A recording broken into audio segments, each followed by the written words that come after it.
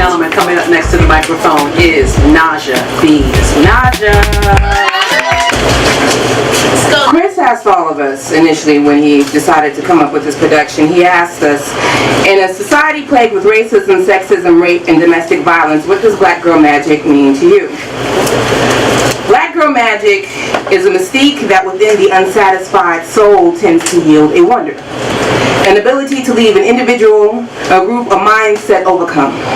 This mystique, or rather the inability to fully replicate said mystique as one's own, can also lead to a practice of envy and marginalization. It comes from a place of fear, something that I could never quite accept. It has been said that humans often fear that which they do not understand, thus they will hate what they fear. I could not accept how one be unable to understand and in turn hate someone, the black woman, that has always been here on this planet. Someone that has been scientifically the source of humanity. This isn't magic. This should be familiar. What is magical is how the world has made us something so spiritually and chemically reflective of itself into strangers. Now that is magic and heartbreakingly sad.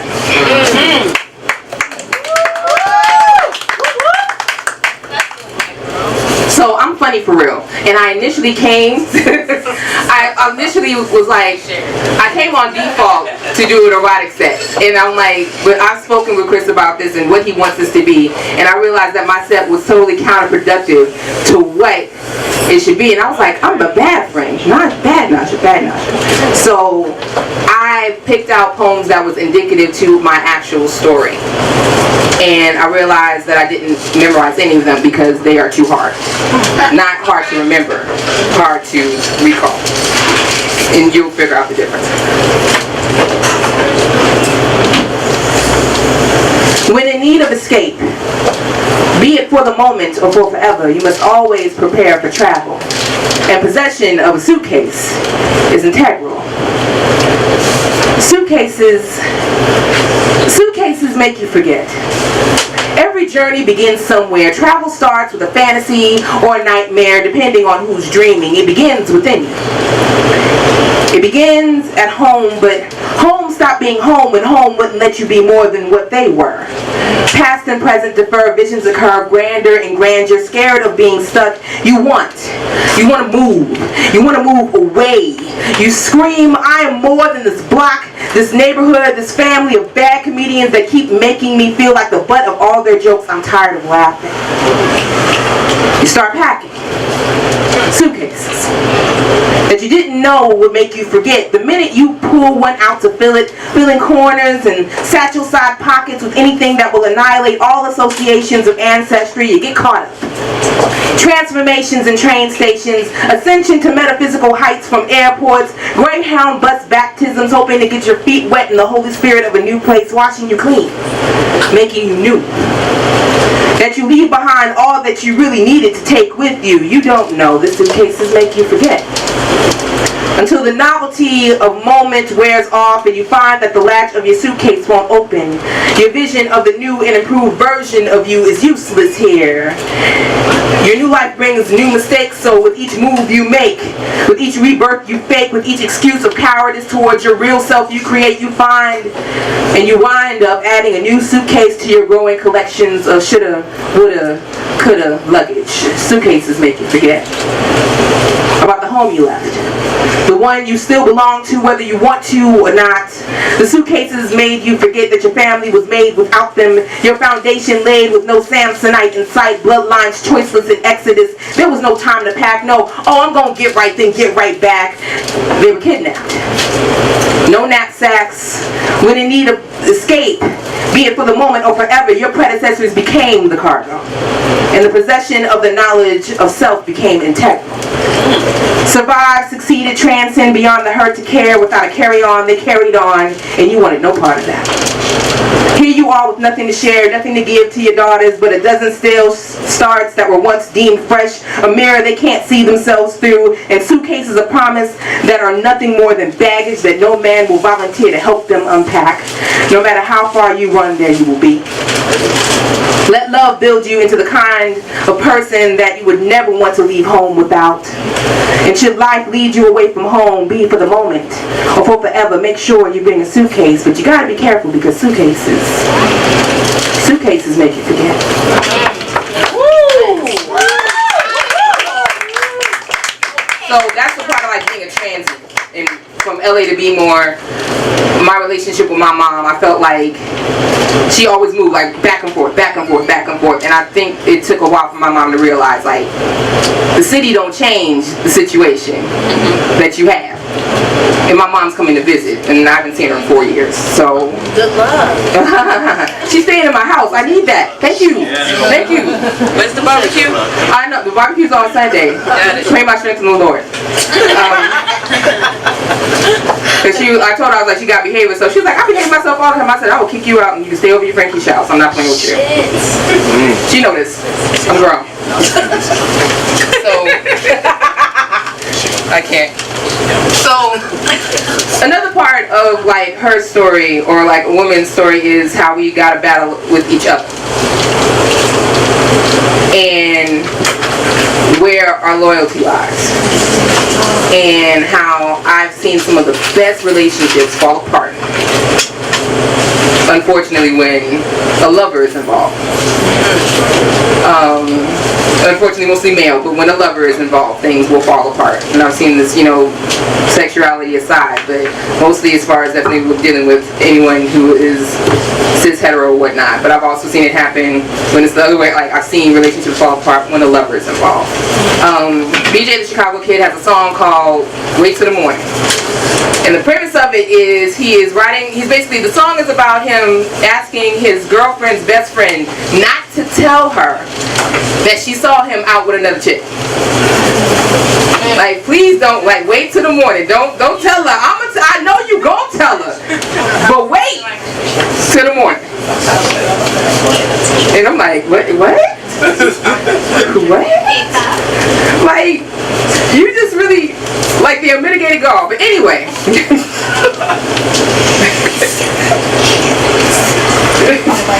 Y'all a mess.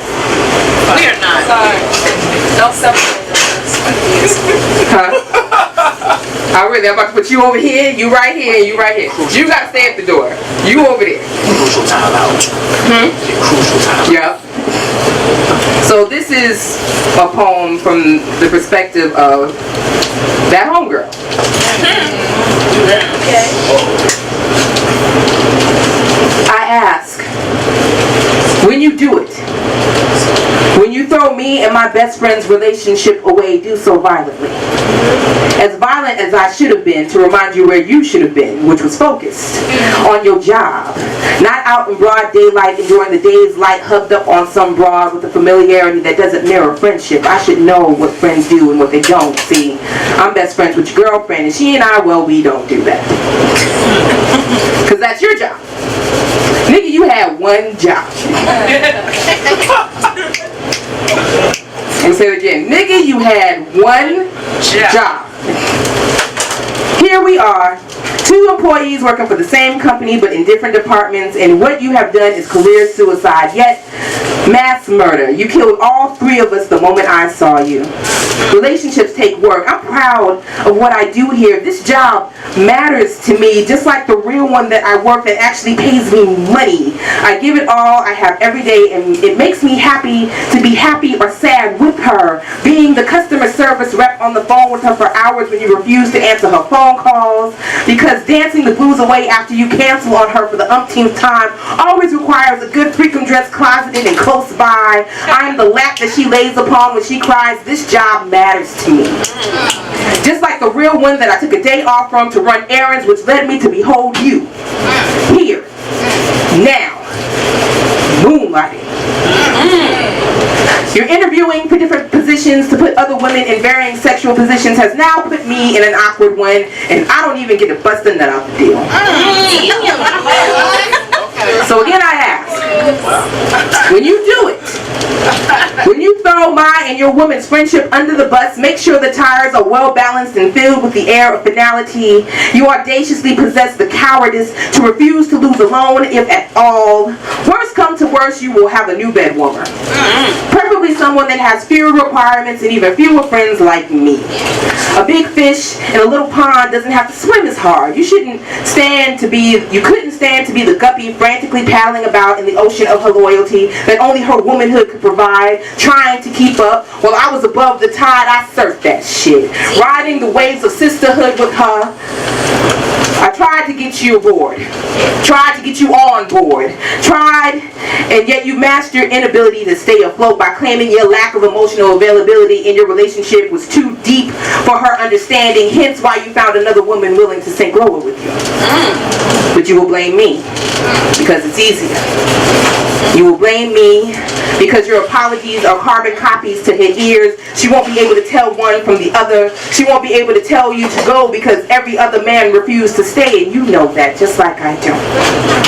And her pride and ego can handle turning me away better than the emotional upheaval that will come with your inevitable moving day when you blame me, when you make her hate me, when you exploit her weakness by cursing my loyalty and its strength. Don't be lazy about it. Don't half-ass this like you half-ass every other endeavor with her. Nah, nigga, do it right. Because you're right. The so-called loving her like you did before just ain't enough. So if you can't give her the best relationship, at least give her the best illusion of one. I ask you to not ask me for anything, because nigga, you had one job. Now I'm stuck doing mine as well as yours, only to be left marked as ineligible for rehire. Like, you've been there. You done seen your friend get caught up. You done seen this dude. He out there. And you had to be like, sis, you know, I saw it. And it's not true. And I don't believe it's happened, or you heard your girlfriend go through it with another friend. Like, you've seen it. You've seen it. And it's like, damn. And you be like, but I was trying to do the right. But I wanted to be the best. I've lost one or two girlfriends behind some bullshit like that. There isn't a single person in this room that hasn't had it happen, don't know somebody has it happen, whatever. So like, that's like rough. Like, you know, you don't want to think that your sisterhood is like that fragile, but it can crumble. So like I said, all this stuff is like personal, like super, super personal.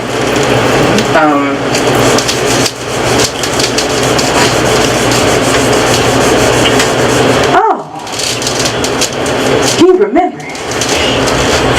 Who would have known that he would hold such a moment so dear to his heart, even after a whole year apart? He bangs your emotional door down, bearing gifts of nostalgia. He cares.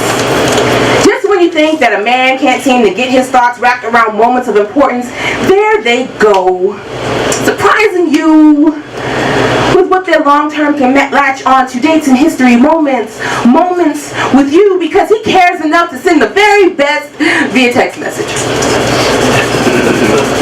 You think the moments without you would fill the voids and cover up the hurt that was caused, but when he comes to you with an unnecessary backwards glance of what this day is, what it means to you both, what it still means to him, you can't help but to think about what this day means to you.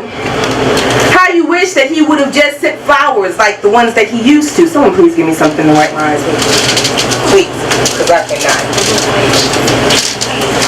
I'm not actually crying, it's just coconut oil. You're going to keep it moving. Your eyes are sweating. My eyes are sweating. It'll sweat later. Thank you. I love you here. I love you, man. That's straight Baltimore. Love you here. Straight Baltimore.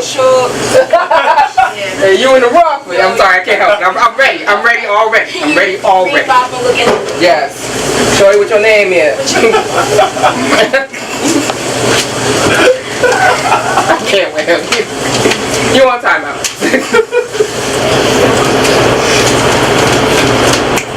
How you wish that he would have just sent flowers like the ones he used to. The ones he would send just because. Just because it would have been better than this. Because you would really really appreciate flowers a little bit more now than the stupid move that he's making with his smartphone, go figure. You withdraw. You withdraw from his offer of comfort. It's so major that you choose to write this poem in third person. You no longer want to be that close to him anymore. You would rather be alone with your thoughts and the bill for that day's events that he promised to pay but never did. Alone like how you were when you placed death in between your teeth and gums, waiting for the end of the future to come. The future the two of you made. The future that you two had no business making because you two thought you cared about each other. He says that he just wanted to reach out in case you needed him during such a time, and he didn't want you to feel alone because he cares. And this is how he cares. He cares with inefficiency and malfunction and a not so inconspicuous fishing expedition for validation poorly disguised as concern for you. Wanting to see if he still matters to you. If you still think of him, if there still is or will ever be a future between you two, and the answer to the first two questions is no. It doesn't matter. No. You don't still think of him. Say that. At least not in that way. Now, as for the future you two made, it is floating, soaring, dipping and diving amongst the stars and molecular formations truly whole. You gave it back to the universe where it would be free. Boundless life force to exist in a realm large enough to hold it until it once again finds a portal truly worthy enough to enter back into this world from, because the future is safer out there. You did it because you cared, because you and him were not prepared, and you dare for anyone to come to you to disagree, stating differently, to rain contempt and condemnation down upon your head while you are already wedged between the monikers of martyr and murderer unceremoniously a year later. And you just want to tell him that although he thought he meant well, that there's a reason why Hallmark doesn't make cards for occasions like this. For this moment in history will not be heralded like other world tragedies. This is not 9/11. This is not Sandy Hook. You will find no mirror images of Columbine. This is not Trayvon, Sean, Michael, Amadou. There were no bullets, convenience store wares, or questionable apparel, yet a child will go void of a future all the same, and a white man will still be held to no blame. That similarity will always remain. This irony will be lost on him, along with many other things, like how to let things go, and how to really care about someone well enough to know that you didn't need to be reminded of something that you could never forget. Care about that. And oh yeah! Happy anniversary. Yes. Okay, so I might have cried a little bit without you. So It's alright. It's alright. We're here to let it go. the whole thing makes me mad. I'm like, that was so long ago. Why are we still? Yeah, you like that. Man, listen. And that's why I don't memorize these things. You can't keep this hanging on to you on a regular basis. Like I can't keep that up. I can't keep that up. So I have a boy, and he has my face, and he's 13. Yes. And did I mention he has my face? And he's awesome. And there's nothing that I've done before and I'm doing now or will do in the future that will ever be as great as being Damon Robert Gross's mom. So, yeah, there. I do this poem often if I'm not doing an erotic set. I do it at the end of every set because I always want to remember what I'm doing. And also, every time I do it, it's different because there's always a different phase in life that reminds me of this particular time. He's not the same kid that I wrote about when I wrote this 4 or 5 years ago. He's not. And our conversations are not the same that we had 4 or 5 years ago. And 4 or 5 years from now, they will still not be the same. And always trying to assess our relationship is always the case. Like, we had to talk about rape for Mother's Day weekend. Like, that's what we had to discuss. Like, that is not how you want to spend your Mother's Day, but that's what the situation calls for in his life that he's currently entering in as a middle school of all things. So I learned, one, the conversation doesn't stop. That his father and I, even though we are divorced, are more united than sometimes I give us credit for. And yeah, the talk still doesn't stop.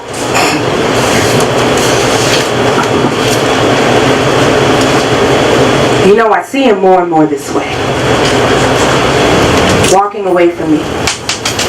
Into his future. He leaves and walks quickly, happy to go. He is in his lane, his purpose. Living his life on purpose. Years ago, I was given crap loads of advice, only used about 30% of it. But no one told me that the first time of us being together alone in a sanitary room would be the most intimate that we would ever have. And that every day after that, he would belong to the world. Every day after that, he will belong to his father, his grandparents, aunts, uncles, family on top of more family on top of family, friends, his school, the world. There once was a time where you only belonged to God and I. We were the only two that had a clue what to do with them. Each day has been a not-so-sweet release, moments of cradling cease, a big boy now. I want him fearless. I wonder, and I succeed in that. Every time I give myself mental swift kicks in the back of my head, every time I see the back of his head, you're leaving. Now I'm letting you go. I'll still milk it for all it's worth. Call you back, make you tie your shoes, adjust your clothing, make you look more like a human being, and not as if no one cares for you. You won't say anything disrespectful or combative, and I maximize on that. And I release. I want to tell you something. Anything. Something that'll stick in that supersonic brain of yours that wants to grab a hold of everything but can't yet run circles around my heart. Every time. I want to tell you about danger. I want to tell you about wisdom. I want to keep you pure, safe from the world that thinks that it deserves you and it doesn't. I know this because I'm a part of this world and I don't either.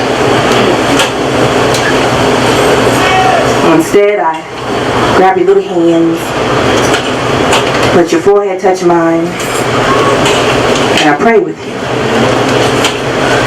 You wrap your arms around me as far as they can go, and then you say, Daddy will come for me later, right?